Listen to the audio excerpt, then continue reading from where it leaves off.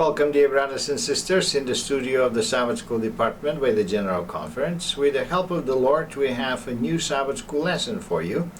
And we are together with our dear sister Raquel. Welcome, Raquel.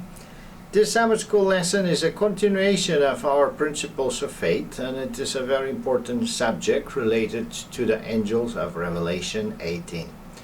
With the help of the Lord, we wish to go in a detailed study, but before that, let us have a silent prayer inviting the presence of the Lord among us. Please join us.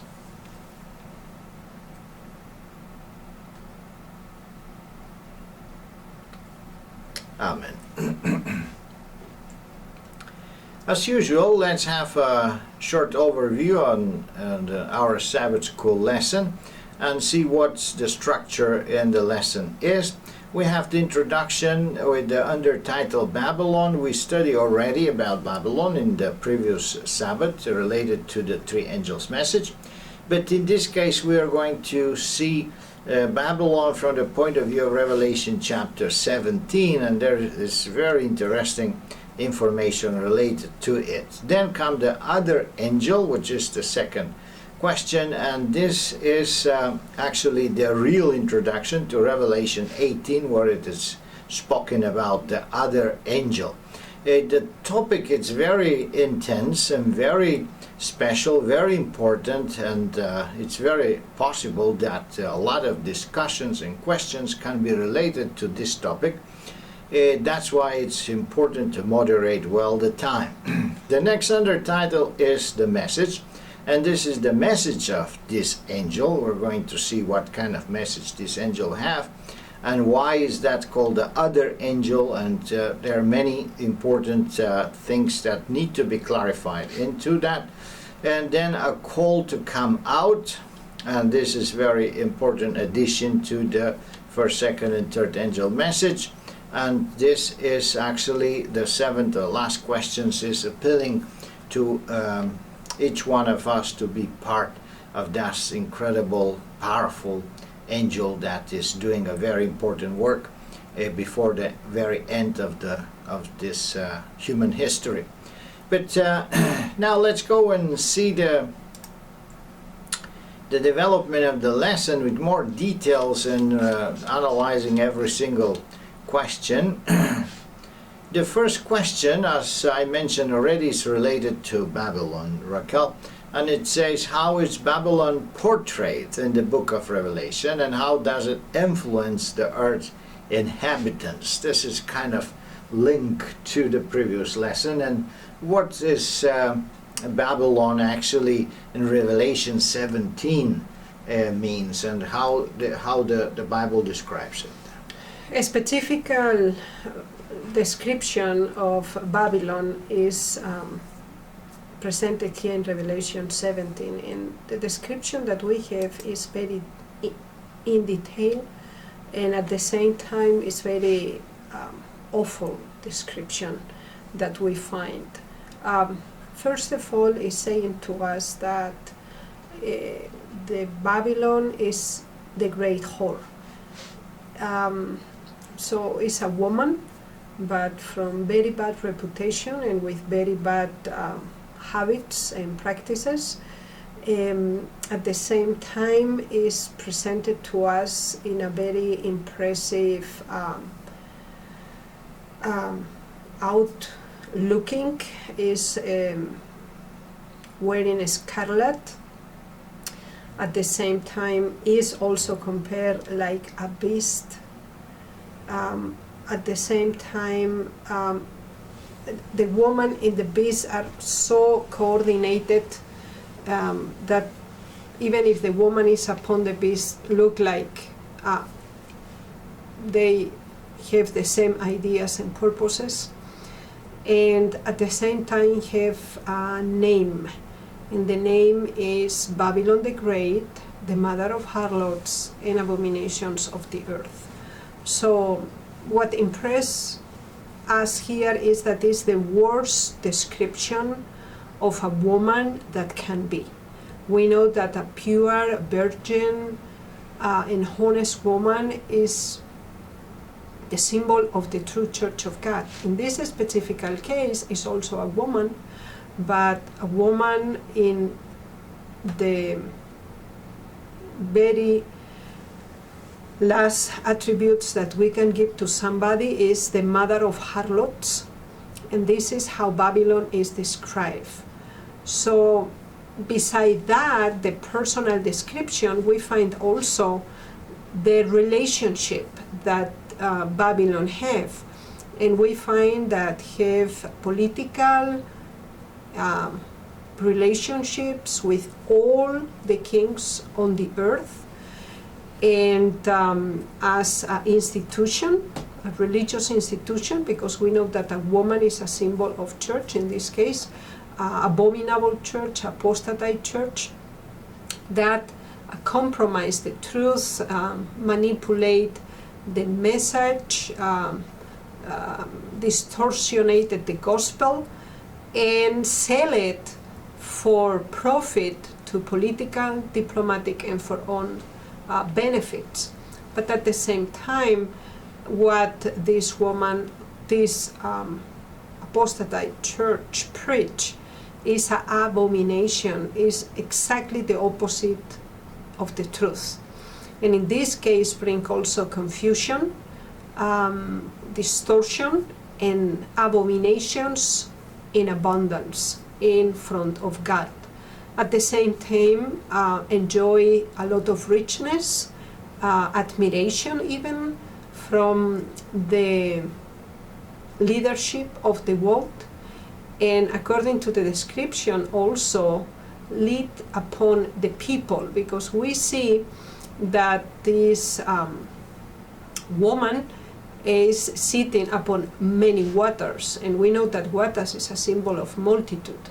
In this case, we see that have a religious power, also political, very good political condition, is based on lies, abominations, and perversion of the truth, but have a very great influence and dominion upon the humanity.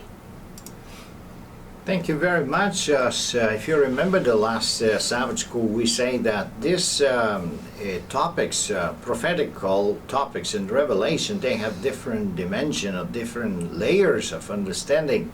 One of them is the prophetic one, another one is the historical one, because it's have taken its fulfillment in certain time of human history.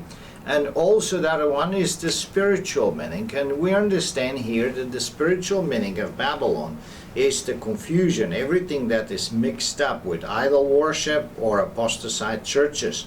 At the same time, we understand that historically this is the existing city of Babylon, where that was built by Nimrod, and also there are several prophecies related to that it was also a big empire one day. But the important thing is that Babylon have its symbolical meaning, which Raquel just explained what that means, and that this apostate church and a matter of harlot means that there is a unity among many churches, and all of them, the apostate churches, become of certain way daughters of Babylon, and that it then becomes a kind of a community of fallen churches.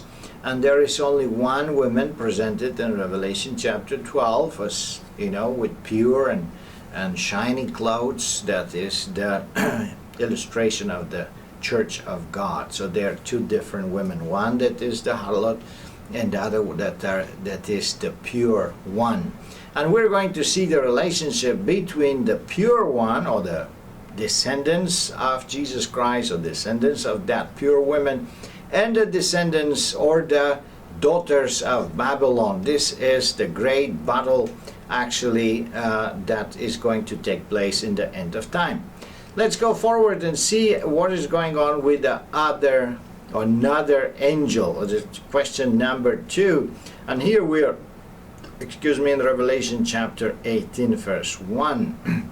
What do we say here, Raquel? After the sin of the harlot sitting upon the horrible beast, what did the prophet see? And what happened to the earth and this when this messenger describes it? We find that the first question is an introductory to clarify in the deeps the concept of Babylon that is introduced now in Revelation 18. So in the first verse, we find that another angel, because we have studied 3 angel messages in the past lesson, and then come down from heaven, have a great power, and the air was lightened with his glory. This is a different description if we compare with Revelation 14, 6 until 12.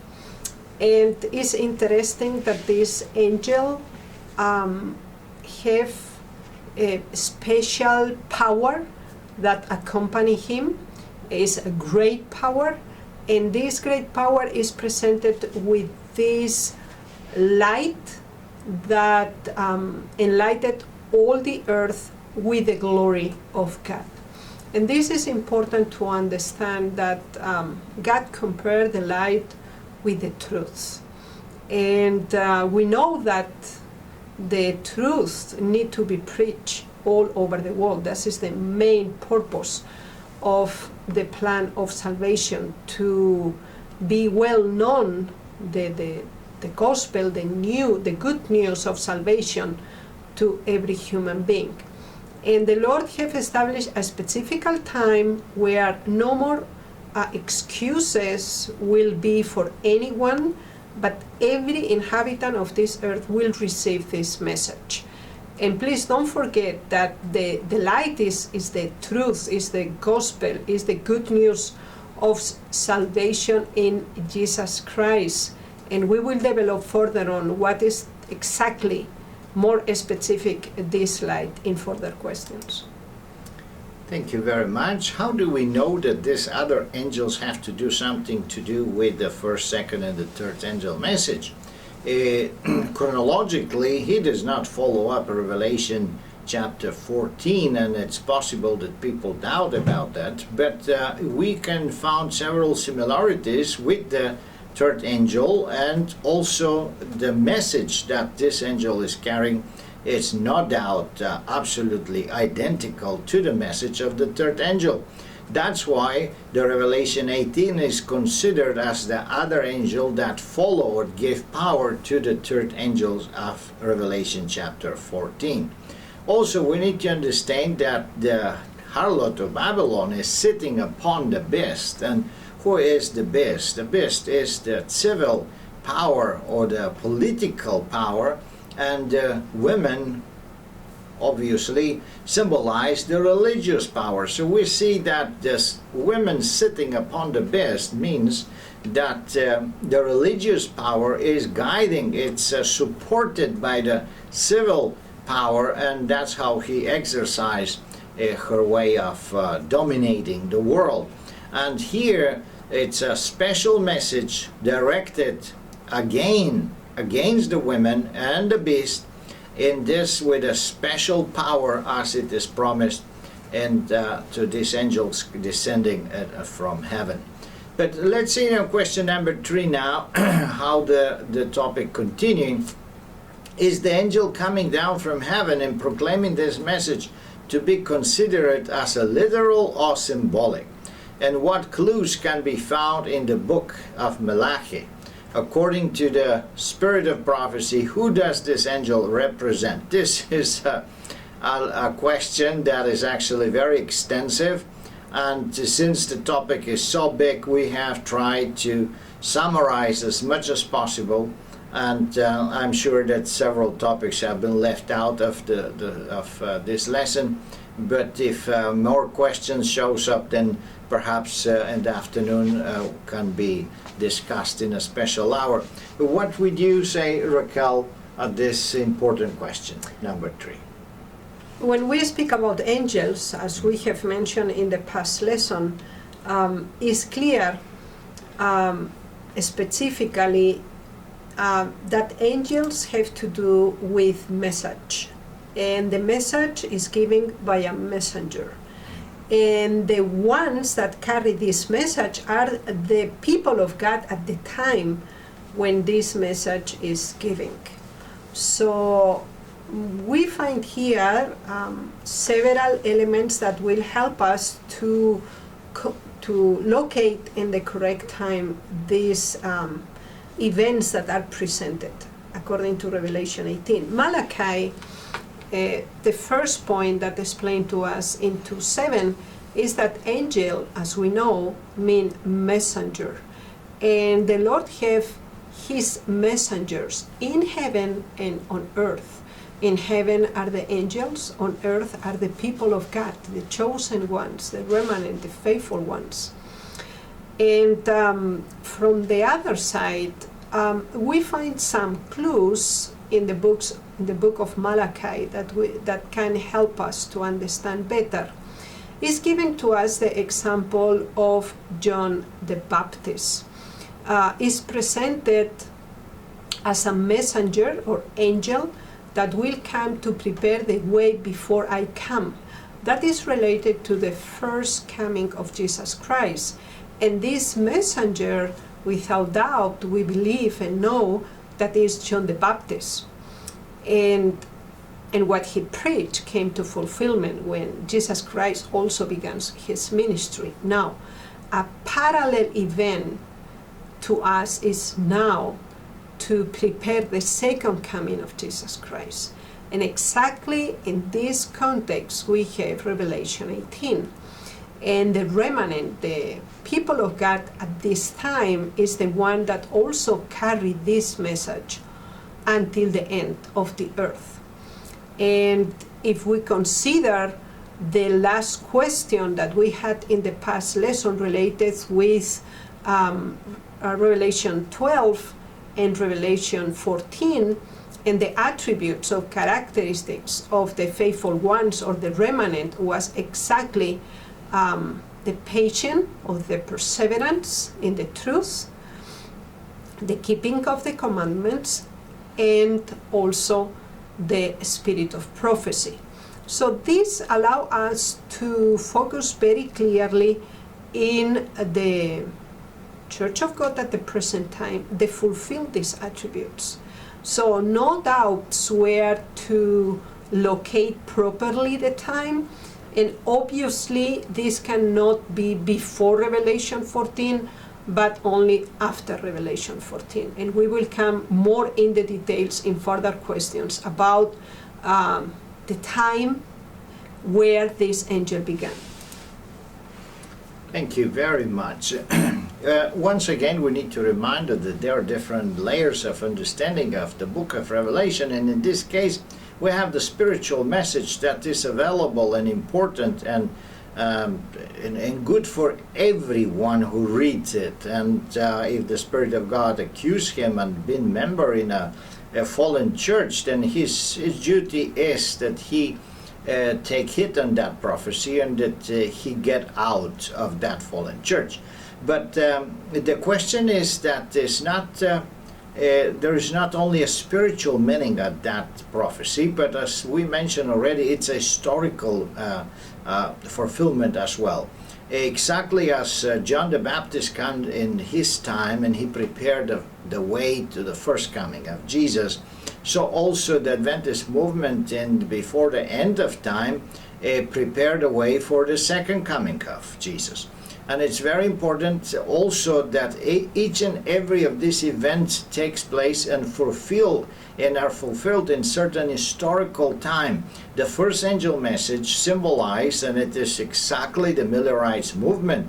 The second angel and the third angels is the continuation in the second Advent movement.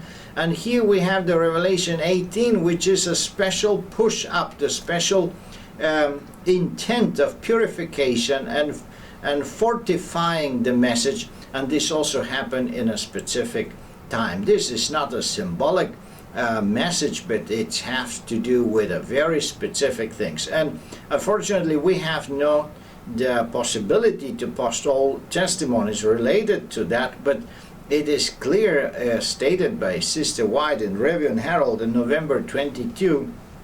and 1892, that this special light and this special power that is going to join the third angel message is nothing else than the message Christ our righteousness.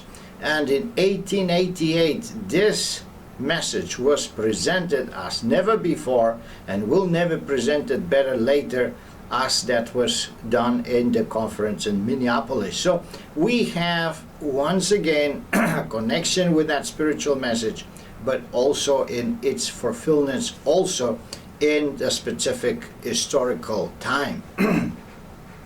The last question says, according to the spirit of prophecy, what this angel represent? We have here very clear the second testimony of Advent, a Bible commentary, which is not just a commentary, it's an inspired testimony. It says, as the member of the body of Christ approach the period of their last conflict, the time of Jacob's trouble, they will grow up into Christ and will partake larger in his spirit.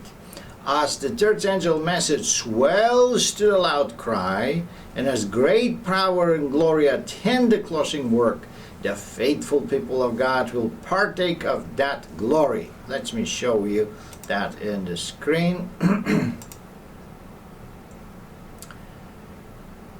So here is it. And they will partake in that glory. It is the latter rain which revives the strengths them to pass through to the time of trouble. So actually we see that this angel of Revelation 18, it's a kind of it have to swell to loud cry. It doesn't begin immediately, but I have a soft beginning, and gradually increase in its power until it's reached the level of the latter rain, and then the final determination and the fulfillment of everything. So here this testimony is just one of the many that describe how this angel of Revelation 18 is going to work and what is going to happen. And we know that historically also we have studied that in other lessons in 1914 and 1919 and 1925 as well, when the Lord have called the Reform movement to join with its forces and prepare a people for the latter rain, prepare the people for that special work and that special message. But let's say, what kind of message are we talking about? And since we have we mentioned the third angel message, we mentioned the second angel message, let's see now which is the message of Revelation 18. And this is the fourth question. What terrible message that the glorious angel of Revelation 18 repeats, and how is Babylon described in this message? We find first a description of the angel, and now we consider the content of the message that is presented. So it's telling to us that he cried mightily with a strong voice, Babylon the great is fallen, and is become the habitation of devils, and the hold of every foul spirit, and a cage of every unclean and hateful birth. So a terrible description.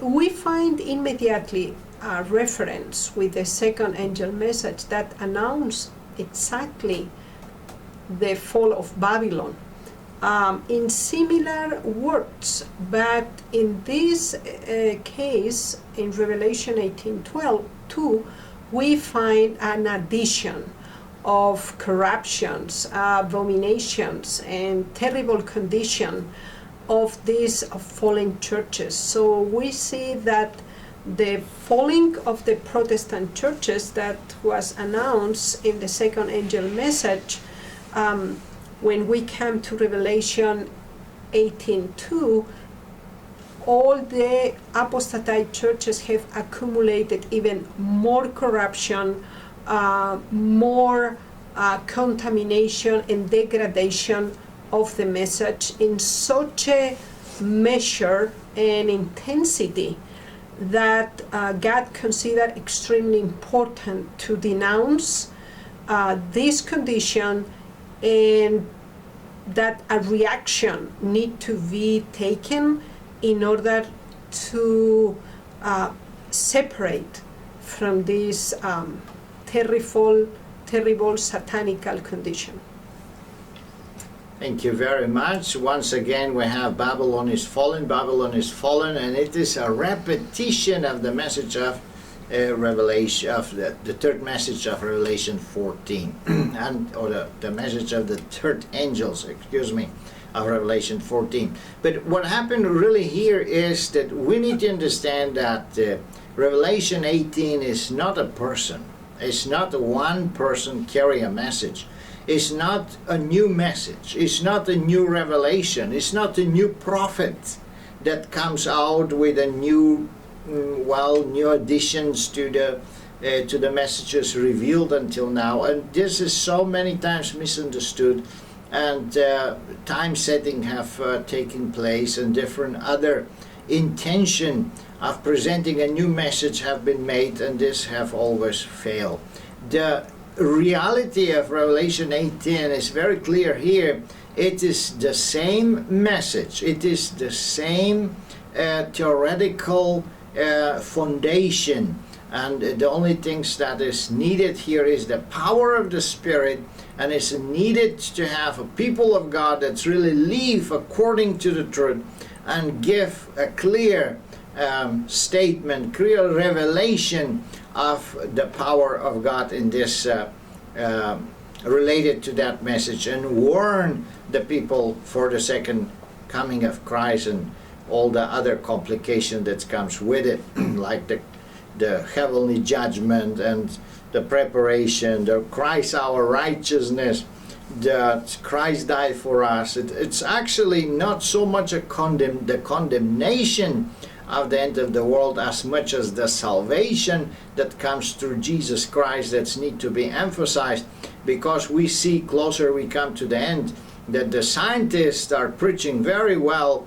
about the end of the world, and that we have a few years left and everything will collapse, the heaven and earth, and water will disappear, and it's so scary and so shaking for so many people. What they need really is the Christ our righteousness, that there is a solution in our Lord Jesus Christ. Let's go forwards and see the question number 5. Who drink the wine offered by this power, and it's involved in a spiritual fornication with it. Now, we have the continuation of the same message about Babylon and about the cup with the wine in her hands. But here there is a little more extension of who really drink of that cup, and also that they're going to join a special forces, and they're going to face, unfortunately, also a terrible consequence because of that.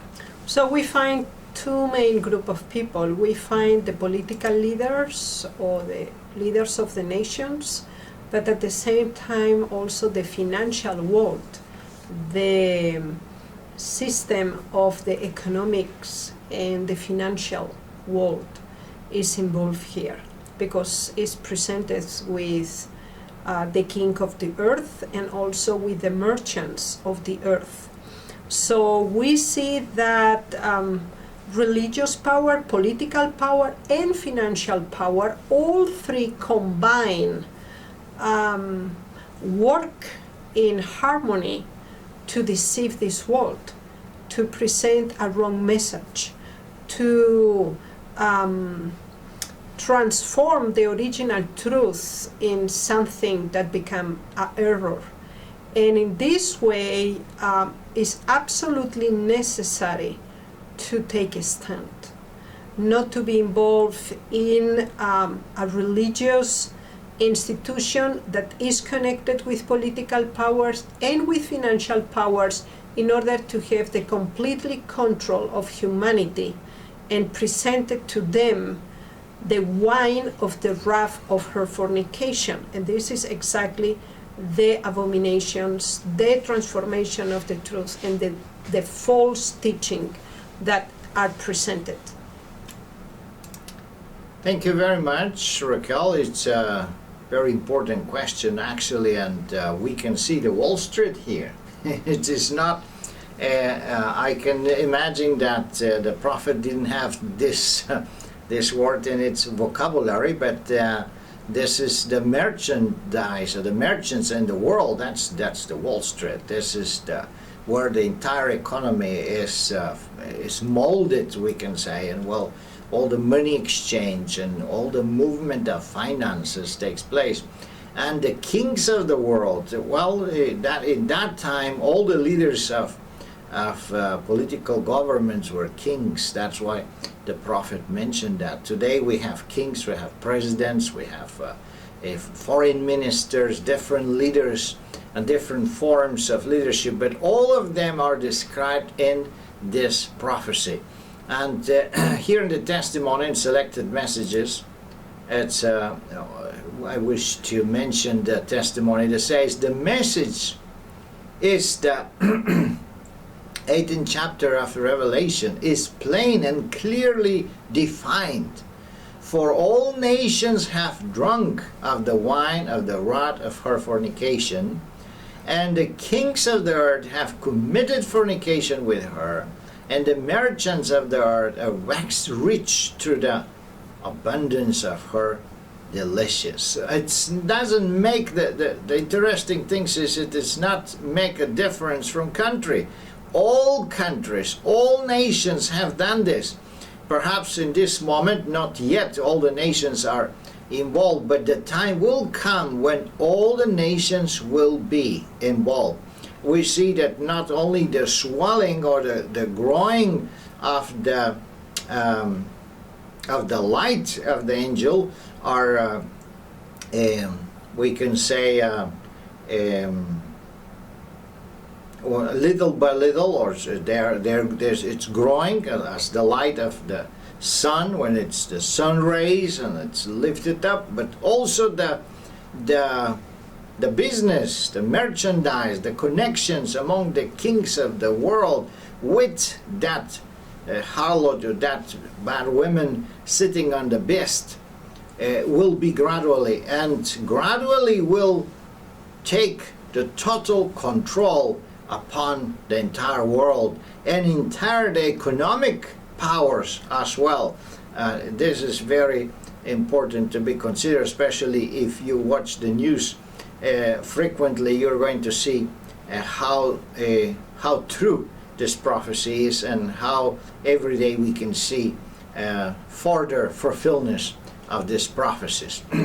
Let's go now to question number 6, and we're going to see a little bit of the result of all that work of the entire global leadership, a global religious and political domination that is intended by the beast, intended by the women sitting on the beast, and what will be the end of it. After Babylon fall is proclaimed, what message is here directly from heaven, and why is this absolutely necessary for one to come out of Babylon and escape from its system? Very important question, Raquel. What can we say here? The first thing that we need to consider is that this message have different sections. First, we saw the angel. Then we hear a strong voice, and now we hear another voice. So we see that at different stages in this message. Not everything happened at once, but is increasing or an escalation in the content of the message, in the intensity of the message also. So now is another voice. And after the description of the condition of Babylon came a special appeal. And the appeal is, came out of her, my people. that ye be not partakers of her sins, and that ye receive not of her plagues. For her sins have reached unto heaven, and God hath remembered her iniquities. So let us go step by step here. So it's clear that now we are in another level of this message because it's another voice. And when we know that we are in an apostate church, I speak with people that are in or are members of different Protestant denominations or Catholic institutions or any other religion that don't follow the Ten Commandments and have the spirit of prophecy, is the invitation giving in this message. Came out of her, my people. So this allow us to come to the conclusion that God have part of his people still in apostate churches. And they cannot be saved inside of these apostate churches. And the Lord explained why. First, not to be partakers. Second, not to receive the punishment. And not to be under the rejection of God. Because the sins of these apostate churches reached heaven. And God will not allow any more this condition. So, this message in the loud voice, that is another voice, different from the other one, but connected with the same one, appeal to go out. In order to be saved, when we receive the knowledge of the third angel message in Revelation 18, we can not remain in apostate churches and believe that we can be saved. Otherwise, we deceive ourselves. The Bible text says clearly, go out, not to be partakers, because many people say, okay, I am a member of this church, but I don't agree with everything, but some things are still good. The Bible says very clearly that even if you don't commit these sins, but you are in the institution that committed these kind of sins, you are partakers. And as a consequence of it, you will receive also the same punishment of this apostate church. Therefore, it's very important to understand the knowledge of the message, the acceptance of the message need to follow with a completely separation of these apostate churches. Thank you, Raquel. How important that is. At the same time, the message says, come out of her, my people, which means that God have his people inside Babylon, inside the apostate churches. And we can understand that very well because we know that God oversees the time of ignorance of the people who innocent and honest live according to the light they have and according to the knowledge they have. And this is very important to be understood because there are many people that live in these churches and they are living according to the measure of light and in the circle of lights they have. But once these people come in connection and they're convinced in the truth of the three angels' message, they will not hesitate to leave these places and to join the lines of the people of God. And this is a very important part of this message, to find these people that are God's people, that are living in these churches and perhaps suffer because they see the abomination, they see the difficulties, they see that the things does not really match with the light of the Bible, but they don't know where to go, and they don't know that God have provided a way and provided a place where they can find a refugee and they can find a salvation for their souls. For these people specifically is this message, because obviously all other peoples that are not God's people and they don't believe and they are hypocritic Christians in their churches, they are not interested in new lights and they are not interested in revelations and other things that God reveals in his book, or in the Bible. But let's see now what is going to happen, or which is the message that God also sent not only to the apostate churches, but He expects that the Church of God also take a special hit and special attention to the message. And this is in the 2 Corinthians, Isaiah. There are many other Bible texts, but we are going to try to be very brief here. What similar appeal was made to God's people in time past, and what is necessary to keep from being corrupted and to be God's children? What can we say about this, Raquel? Not only to preach to the others, but we need to follow up the truth as well. According to 2 Corinthians 6:14 through 18, we find that good and evil cannot be combined, cannot be mixed. That Christ and Belial cannot be in harmony. That is impossible to have fellowship between righteousness and unrighteousness. That is no communion with light and darkness. So through this contrast, parallelism, we can understand clearly that it's not possible to deceive ourselves and believe that we can remain in a apostate church, a Protestant or Catholic church, and still believe that we can do right after we have the knowledge of the third angel messages and also Revelation 18. It's clear giving to us the message, go out my people. And the one that go out is His people, because in order to be my people, you need to go out of it. So you are not my people out and in. And specifically here, it's clear that God don't allow in no condition communion, fellowship, relationship, harmony, unification between transgression of the law of God and the law of God, between good and evil.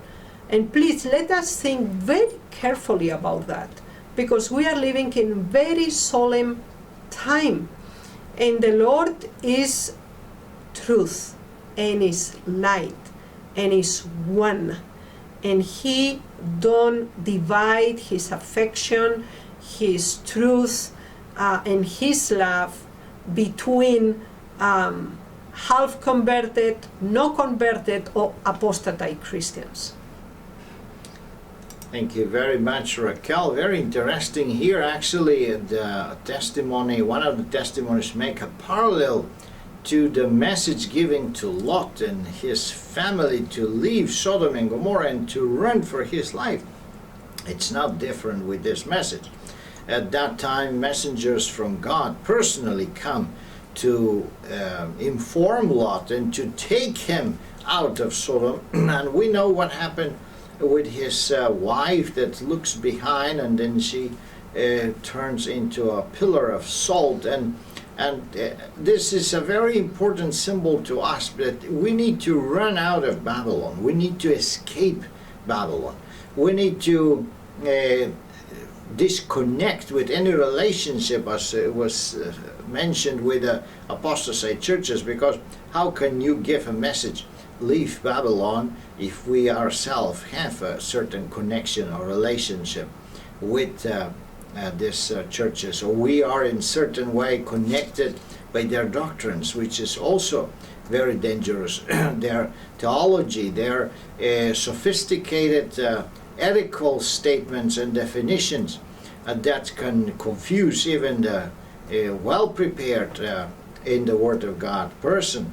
It's very important that we be clean, that we maintain ourselves clean by this wine of Babylon that is presented to the kings, to the merchandise, and to all the daughters of Babylon that are the churches representing it. But if we are with our Lord Jesus Christ, if we follow the sound doctrine, if we are with the Lord and the Spirit of God, they will protect us. This message is very strong. This angel is very strong. The light, perhaps right now, is like this sun that is very soft and barely visible, but that is in process of swelling, it's process of growing, and we hope that one day we can be the one that will be part of that great light, and that we can show and share the message with everybody around us. Let's begin from today. May the Lord bless you, dear brothers and sisters, and give you the strength and courage to be part of this movement, the Angels of Revelation 18, because God expects somebody to jump in to help and to be to present that message in front of the people in this world. May the Lord bless you. Enjoy this Sabbath school lesson, and with the help of the Lord, we can see you next Sabbath or the next week. Please follow or join as a follower our YouTube or Google channel, so you can receive a message when every Sabbath school lesson or every video is hang up there, or you can send your email address also, so that we can send you a reminder. The Lord bless you and keep you, and see you the next week. Amen.